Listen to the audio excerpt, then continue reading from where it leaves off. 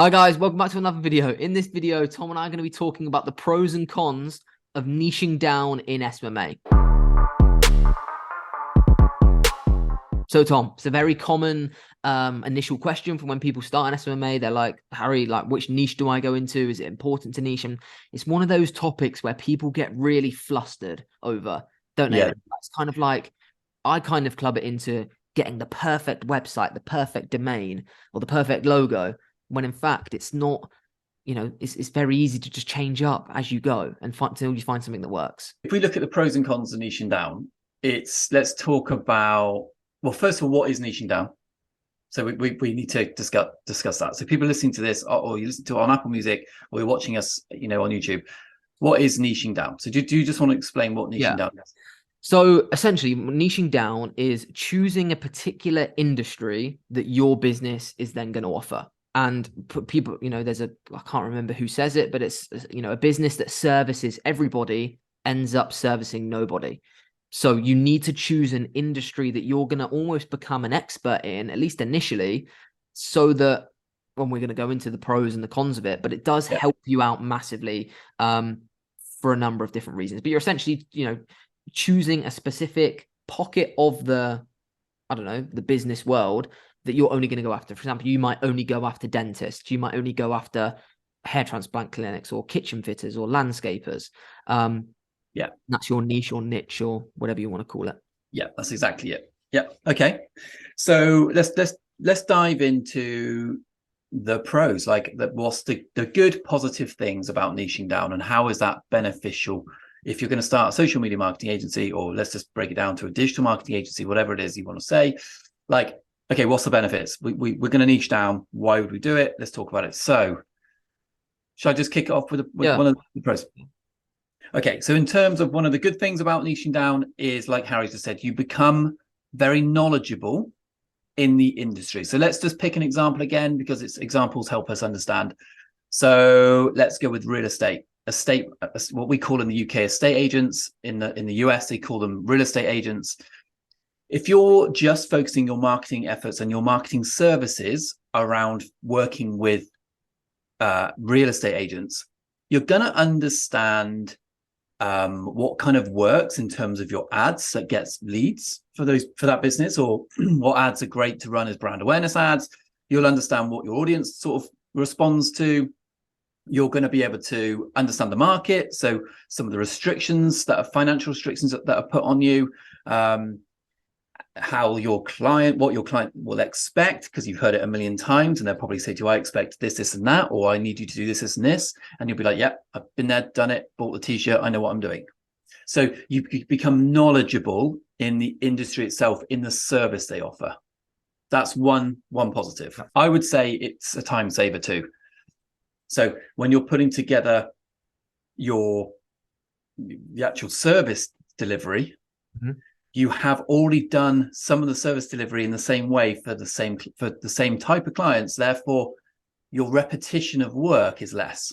Yeah, and you don't want to copy and paste it all, but you essentially know what's going to work, don't you? So when you go to run a testing phase, you say you work with one dentist, you go through a full testing phase with different ad creatives, different pieces of copy, different landing pages. You're gonna test, say, 10 ads. On that first run through, 7 of those are going to be failures. So the next time you work with a dentist, you don't need to test those 7 ad creatives that didn't work the first time around, because they don't work. So you can just so you end up, the more and more businesses you work with in the same industry, the faster you get the results and the better results you're going to be able to get them. So it all trickles on. The point that I want to kind of touch on is when it comes to outreach. So when you niche down or niche down, whatever you want to call it, choosing a specific industry that you're going to build your lead lists around is going to help you so much with your outreach. Because instead of, because how else are you going to kind of build a lead list? Are you just going to say, every business in London, give me a lead list, I'm going to contact you? Well, no, you're not going to be able to do that, because you might get a laundrette that charges £2 per person. That's not going to be a business you're going to be able to work with, because it's not high ticket enough.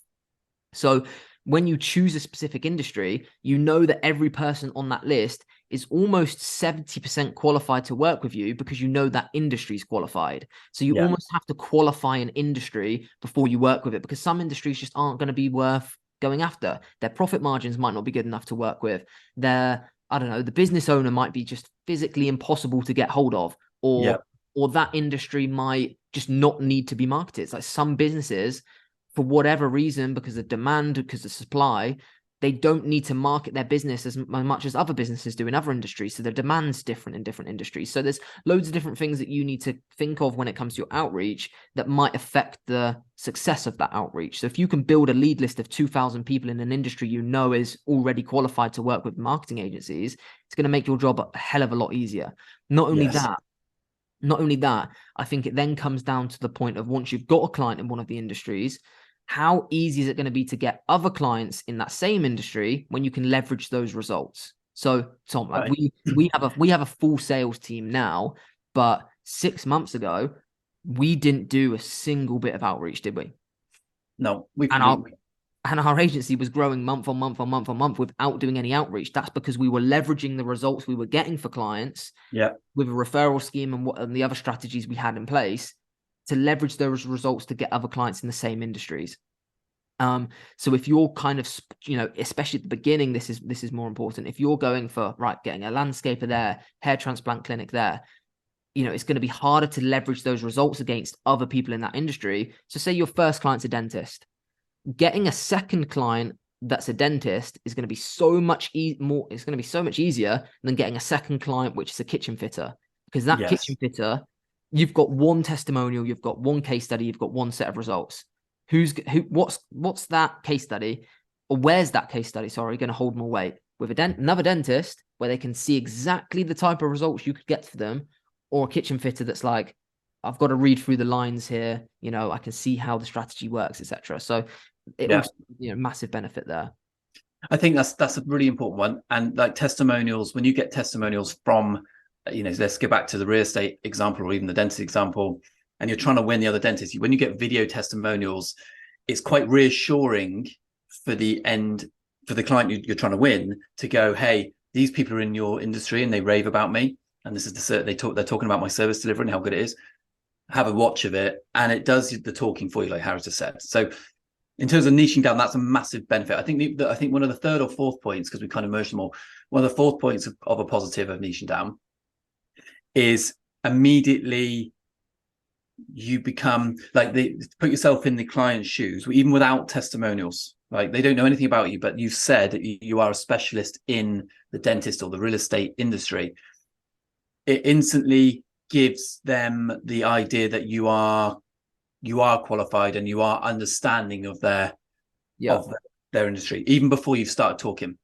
So I think that is quite helpful, is their image and perception of you is industry relevant for them straight away. And you'll find this in a lot of we get asked it all the time, especially with clients in new industries that we work with. They'll say, have you worked with other people in this industry before?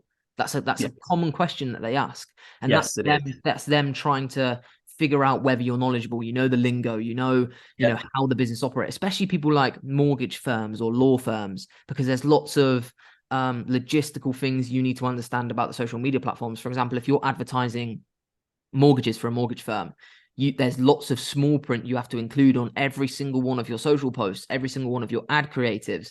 You might have to get it checked by a bureau before you post it, so it fits in line with the policies of that industry. Really? So when you work with a mortgage company, they're going to favor working with someone who understands that rather than someone who doesn't. So that's not to say you're never going to be able to get a law client or a mortgage company or a financing firm, but you need to make sure you understand the industry, so you can say, right, I haven't worked with another mortgage company. However, I know that you need to do this, this, and this. So it disarms them immediately. But that's where it does help. But in terms of well, I was going to switch over to cons, but if you've got same. I was going to say, I think that's pretty much all the pro. There's a lot. Just to summarize that last sort of 6 minutes, there's a lot of very, very good, strong positives about focusing on just one industry. However, we can undo all of that instantly now with the cons. It will literally untangle it like it will really untangle it. So let's go for it. Yeah, I think the best way to start this is, I think niching down is 100% essential when you first start. But as Yeah, your agency matures, I think there's no need to niche down if you're an expert in the service delivery. yeah, Because Tom, I when I first started my agency, I was cosmetic practices. I only worked with cosmetic practices. However, as the agency grew into where we are now, we work with 20 different industries, and we have done in the past. And we have clients in multiple different industries. And the reason why is because when an opportunity comes and knocks on your door, if you're an expert in Facebook ads, you're an expert in your service delivery, there's no reason why you can't service all of these businesses. If we're getting yeah, excellent results for loads of different people, and then I don't know, fencing company reaches out saying, Tom and Harry, I want to do marketing, love your brand, I want to pay you £2,000 a month to bring me some more customers in and do the email marketing, etc. Why would we say no when we know exactly how to get them results? yes, agreed. You can scale quicker when you niche down to that level when you first start. Yeah, and like you say, you can leverage those testimonials. Yeah. But once you're at the stage where we're at, when we've got hundreds of testimonials, hundreds of case studies, we It don't. doesn't make a difference then. Yeah, we don't need to rely on that. And our branding and your brand, once you get it to a point, is going to carry you through and be able to do that. And because we're so knowledgeable on every single industry, Yes. not in terms of like the subject matter. That's not what we mean. We're not arrogant enough to think we know everything on planet Earth, but we understand how to manipulate the marketing strategy to any industry. Yeah, agreed. So if we look completely, if we look then at the cons of niching down, now I'm just to set the record straight, like Harry has, for those listening, Harry is probably more for niching down than I am to a degree. I see all the benefits of it, like we've just discussed in the last 7 minutes. However, I think sometimes here's a con of niching down, is that you end up turning away business that you could just get. And particularly like when you're starting out, you just want to get that first client of any kind. And I think even if it's like a fucking restaurant down the end of the road, or a pub that wants to bring more people in, or your mate's a personal trainer and he's going to give you a chance, but you've decided you're into dentists. It's like you then can you've got to take every opportunity going forward that you can. Yeah, basically. So again, one of the cons is if by niching down is that you're then too restricted, and you restrict yourself to a big market of loads of businesses out there that actually are desperate for help. yeah. No, That's a big one. I agree, mate. And I think it's just to what level you take it. Because I agree with everything you've said there. But I also think it's important to just in your mind kind of subtly say, right, I'm going to go after dentists when it comes to outreach, when it goes to leveraging case studies. But if other opportunities appear and I think I can do it, then I'm going to do it.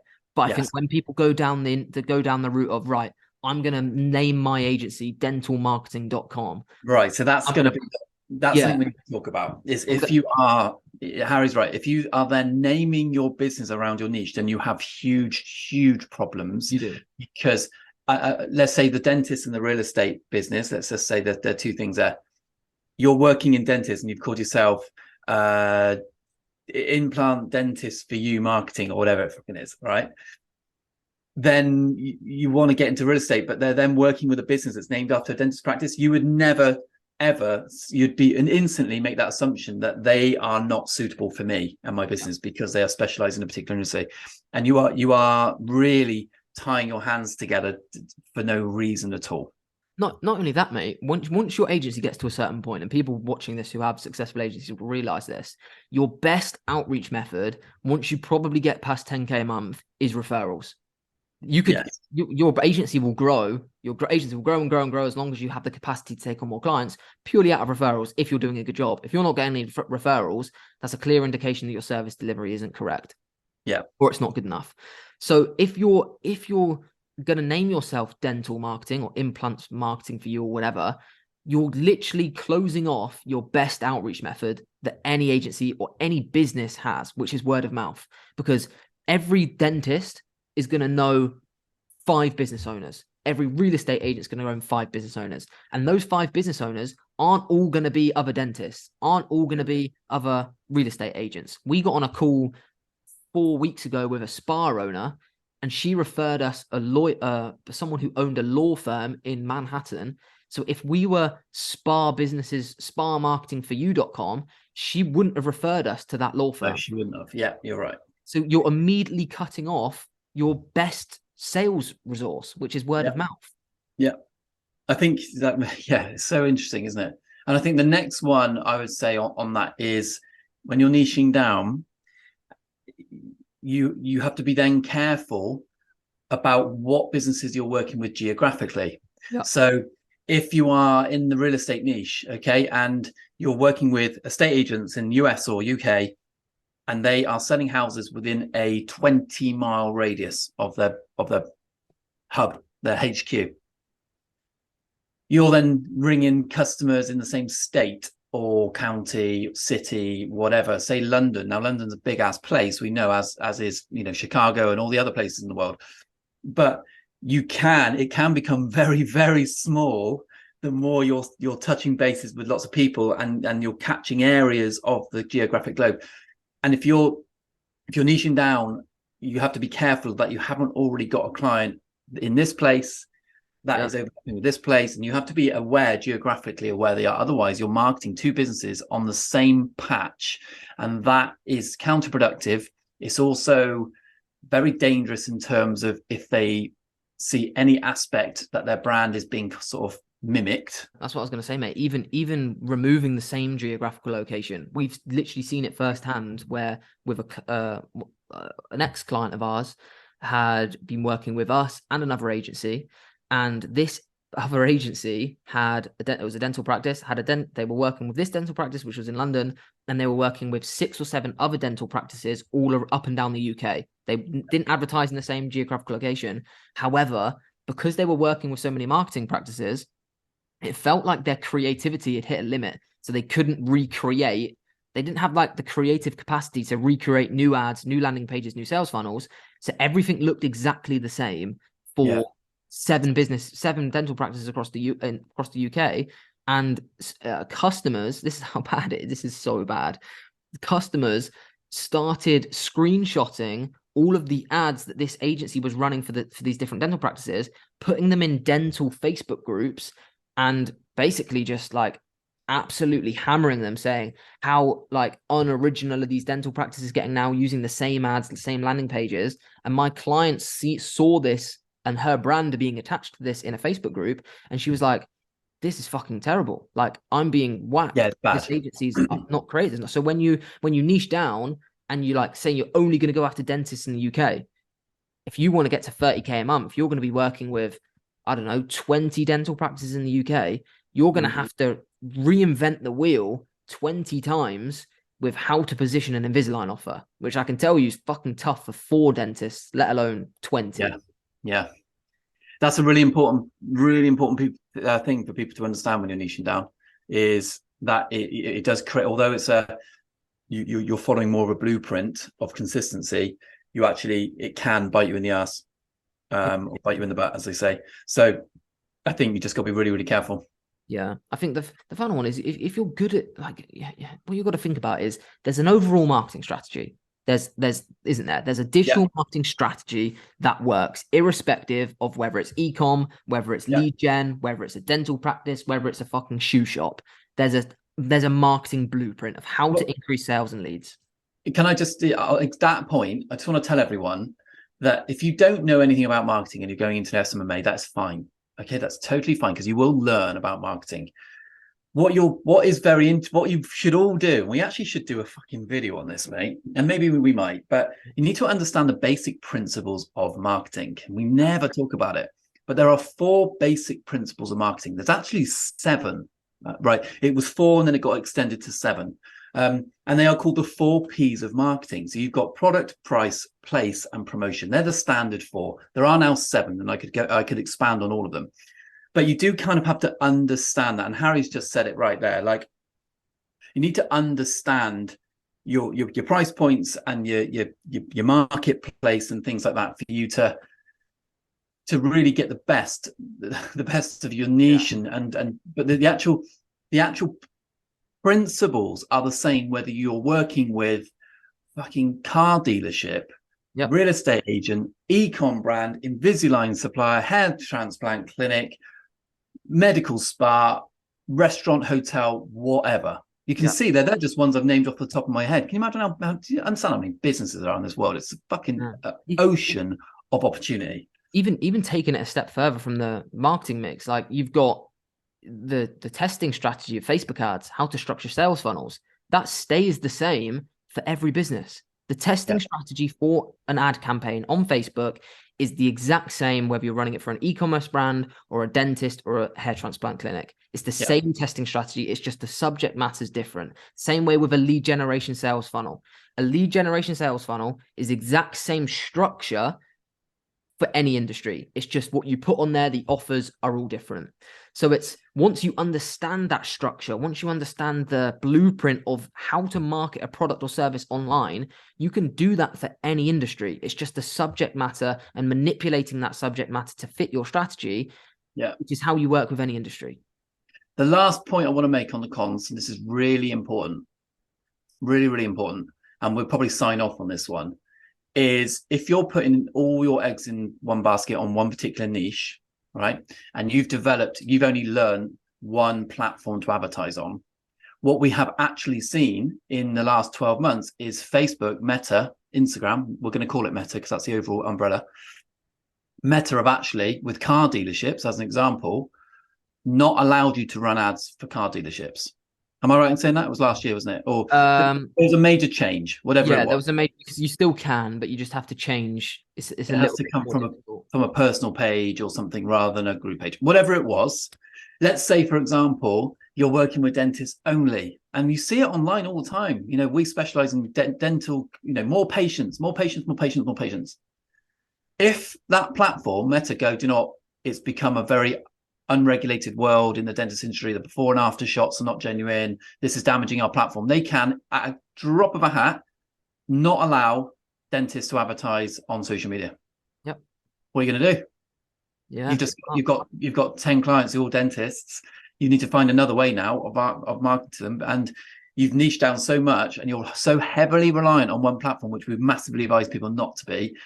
And then what you're going to do, it puts you in a tough position. But if you've got multiple different clients in multiple different industries, because you haven't niched down and you've really spread your wings out and spread your options out, that is an element that just completely means you're unaffected. Yeah. Not only that, mate, it's not just policies from the platforms that could affect that.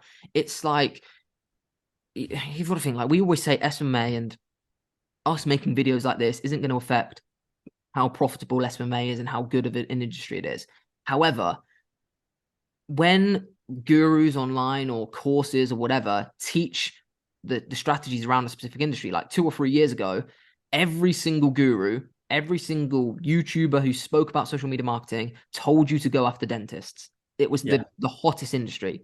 Now, and this is the result of this, getting results for dentists is becoming increasingly more difficult. It really is, because every single dentist, like I'd say dentists is probably one of the highest percentages of people that, so I don't know how the best way to put this, percentage of businesses in a specific industry that are running ads. Yeah, I'd say that's a massive percentage of dental practices have run ads in the past, which means when they're all selling the exact same service, like it's very difficult for a dentist to differentiate themselves across other dental practices. There's only a certain amount of offers they can do, money off, like free teeth whitening from Invisalign, etc. But because it's kind of, you're selling a service that's from Invisalign and they're just a provider of it, it's very difficult. So so now, because so many dental practices are advertising it, the profitability of ads for dental practices is becoming lower and lower. And eventually I think it's going to become almost impossible without building a long-term brand with Facebook ads, which is a more in-depth conversation. However, so I do think industries go through cycles and stuff like that does affect it. So if you've got all your eggs in the dental basket and then all of a sudden it becomes so competitive on the Facebook ad platform that it becomes difficult to get results, then what do you do? Exactly. I think that's a good way to end it, mate. I think in just to summarize this video, and those listening on the train, bus, and you're watching on your phone or whatever, like There is no right or wrong. Niching down, let's just, for example, Harry actually niched down when he first started his agency before we joined forces. I didn't. I picked up whatever I could and I grew it. Harry niched down and he grew it. So you can get results either way. It's just how much of your life do you want slightly easier? Do you, and it's just different approaches. And that is what we call strategy. And niching down is actually you applying an element of strategy and rational thinking, Yeah. your outreach efforts and your service delivery efforts. That's all it is. Yeah. But yeah, and I think that's a good way to end it. So there's no right or wrong. Yeah, it's a good way to end it. Well, hope you enjoyed that video, guys. If you've not watched our previous video, it was how to decrease your no-show rates with your SMMA meetings. So if you've got, 10 meetings booked last week, or you had 10 meetings booked last week and only one of them showed up, that video is going to be for you. Loads of kind of actionable advice in there. Please make sure you subscribe. Keep following us on Apple Music and Spotify podcast, because we're back posting every single day at 9 a.m. So yeah, please subscribe, like the video, comment any suggestions for future videos, because we read every comment. And yeah, we'll see you tomorrow at 9 a.m. for tomorrow's video.